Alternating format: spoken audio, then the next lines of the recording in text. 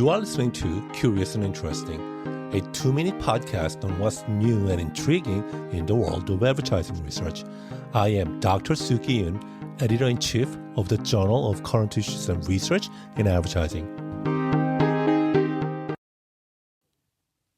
Does a fast, punchy voice make you trust a brand or push you away? And does the answer change depending on where you're from? To explore that, Desmarie and colleagues examine how Generation Z consumers in France and New Zealand perceive hard sell and soft sell advertising voices in terms of warmth and competence.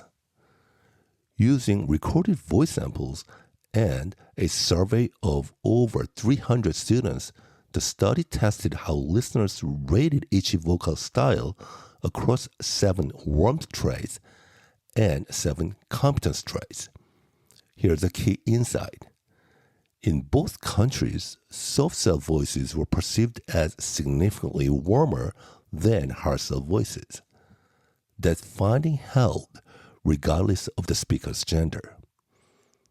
But there's a twist. Culture shapes the rest. French listeners rated soft sell voices highly on both warmth and competence.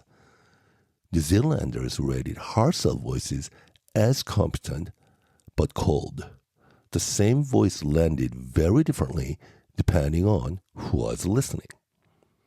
The takeaway is clear. Voice is not just sound. It carries cultural meaning. In advertising, choosing the wrong vocal style for the wrong market could undermine the very brand values you are trying to build. For more information, this research paper was published in the 2026 issue of the Journal of Current Issues and Research in Advertising.